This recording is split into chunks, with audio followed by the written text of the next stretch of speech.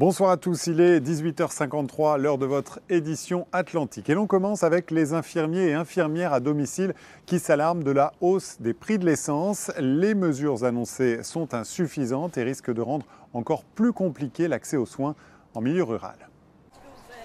Comment ça va? C'est l'une des 70 patientes de la journée. Comme chaque matin, Fabrice Brivadi fait sa tournée matinale à domicile. Comment? Je vous laisse mélanger. Oui. La facture de carburant de cet infirmier libéral a flambé en quelques semaines. 75% d'augmentation depuis la hausse du gasoil. Je fais en moyenne 120 km par jour, quand d'autres infirmiers libéraux font 200-250 en Charente-Maritime. Ce qui fait à peu près 4 pleins de carburant, 4 à 4,5 pleins de carburant par mois en moyenne. Fabrice doit désormais débourser entre 400 et 450 euros de carburant par mois. La différence à la pompe est significative. 82 euros, soit quasiment 30 euros de plus qu'à la fin de l'année dernière.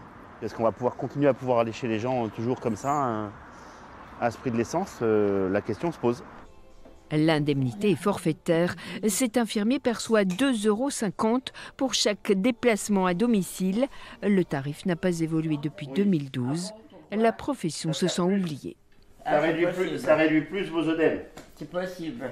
On est vraiment les seuls professionnels à aller à domicile tous les jours, qu'il pleuve, qu'il neige, qu'il vente, quelles que soient les conditions des gens. Ça sera plus facile. Les infirmiers ont alerté le gouvernement pour demander une compensation.